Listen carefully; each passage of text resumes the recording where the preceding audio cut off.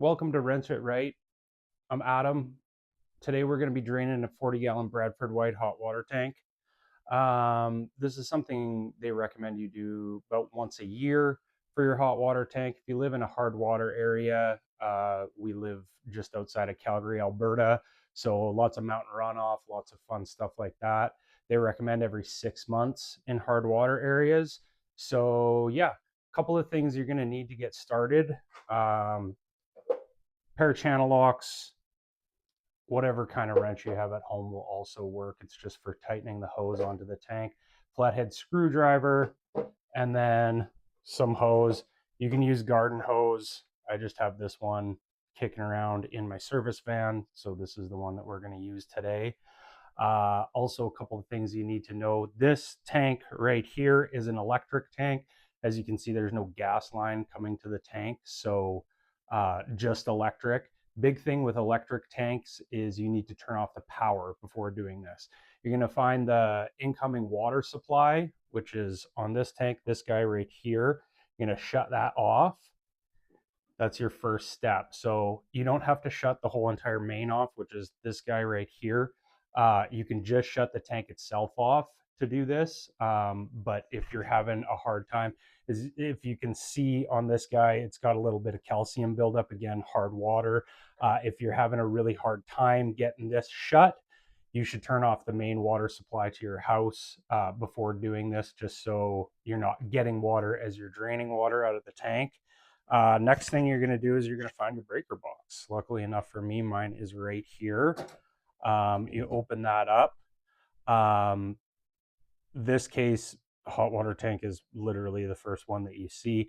You might want to check all the labels. Sometimes it'll be in a different spot, but this one, super easy. Power's off to the tank, water's off to the tank. Now we can get started. So take your garden hose, take your pliers or your wrench, crescent wrench, whatever you got going on, and you're going to get right down to this guy right here. Now this is your drain valve on your hot water tank. Always going to be near the bottom of the tank. Sometimes it'll be in different positions, but generally speaking, this is what it's going to look like right here. So we are going to take and we are going to tighten the hose on there hand tight, a little more than hand tight, and then just need to snug that hose up. That's all there is to it. Now, if you can find your floor drain, which is this guy right here, generally speaking, it's going to be somewhere in your mechanical room. If you can't find it, this is going to really suck for you. You can also find a drain cap, which is that guy right there. It's actually called a clean out. I'm not sure why I called it a drain cap. But anyways, you could also take that little lid off of the top. It might be tight. Use your channel locks again, and you could drain it down there. If you don't or can't find your floor drain, but floor drains are typically in every mechanical room. So that's this guy right here. We're going to pop that cover off, and it's just an open hole into the ground. So you're going to take the one end of your hose, and you're going to just stick that right down the drain. Other end of the hose is hooked up to the tank itself. So flathead screwdriver, you can see little slot right here. So all you're going to do, it's just a quarter turn valve to open it up. So running like this means it's closed. Running like this means it's open, and you can hear little bubbles coming out of the tank. Now you're not going to generally have a lot of water coming out at this point. As you can see, just a little bit of a trickle. So a little trick you can do to get it going a little bit faster. This right here is called your temperature and pressure relief. Now again, if this were a natural gas tank, chances are that temperature and pressure is going to be somewhere on the sides of the tank. But in this case with the electric tank, typically they're going to be on top there. So we're just going to pop this guy open like that, and that's going to get a little bit more of a flow of water going on here, which you can see. Now it's usually 40-gallon tank is going to usually be about 20 minutes to a half an hour till it's completely drained out there. So yeah, we're going to get back to you when it's drained down. So we're back. It's been about 32 minutes. Some are going to be a little bit faster, some are going to be a little bit slower. Always depends on the buildup that gets around your drain valve. Again, with electric hot water tanks, very, very, very crucial to do it at least once a year.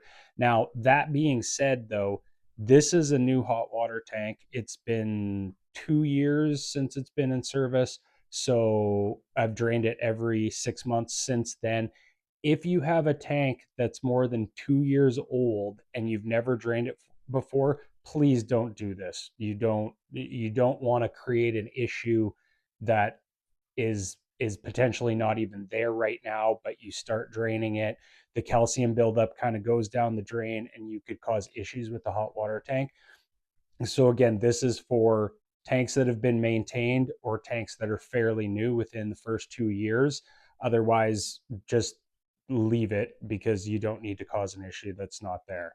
So anyways, water is pretty much just trickling now. You can kind of feel the tank. You can give it a little rock. If you can rock it like that, she's pretty much empty, that's for sure. So we're just going to reverse the process. We're going to take and close that guy. If I can get it closed with one hand. There we are. Beautiful. And you can actually hear the water trickling down. Now, paper towel. There won't be much water that comes out, but there might be a little bit of residual water.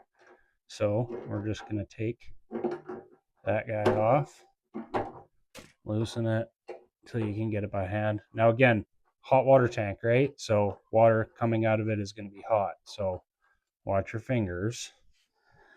I usually just take the other end and just put it down the drain too, just to get that last little bit of water out of there. That's that. Drain valve is closed. Just make sure it's not dripping at all. This one's all good. Sometimes it can be a little tricky, as I'm sure you just saw me trying to close it. It can get a little tricky to close them sometimes, especially if they're a little bit older, so they might be a little bit stiff. So now, don't forget to close your temperature and pressure if you opened it. You don't have to open it, obviously. It's just going to kind of quicken up the process a little bit. So back to our main cold coming into the hot water tank. We're going to crack that open. And you can hear the water start to run. Now, you don't want to just grab it and just jam it open because that could cause issues. So we're just going to gently get that going. A little bit loud. Nothing to be scared of. And that's going to even that pressure right out. Now, it's going to run for a while because, again, you just drain the whole entire contents of the tank. So we're going to wait for this to fill up. We're going to jump upstairs and we're going to let the air out of one of the faucets. That's pretty important. Again, with the electric hot water tanks, you need to get the air out before you refire them. Refiring them is literally just turning the breaker back on. And we'll be back when this guy's filled up. Okay, so again, before we put the power back onto the hot water tank, get the hot water cooking. Now that we've filled the tank back up, we want to let the air out of the lines. You can go to pretty much any faucet to do that. I usually go to the one that's furthest away. There's going to be some water in the line, obviously, first, but then it's also going to clear the air out for you. So just kind of wait for it.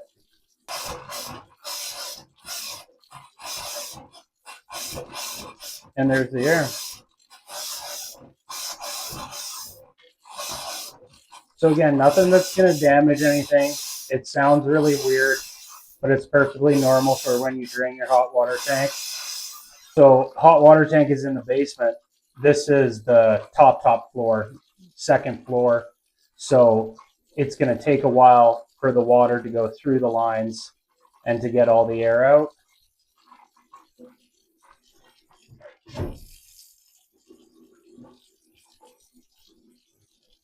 That's pretty much it right there. All right, let's go back to the mechanical room. Okay, so tank is drained. We filled it back up, let the air out, and last step, obviously, is just to restore the power to it.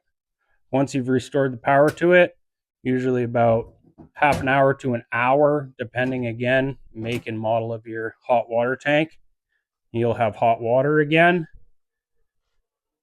You can hear it starting to kick back up, and it's all good to go. Thanks for watching.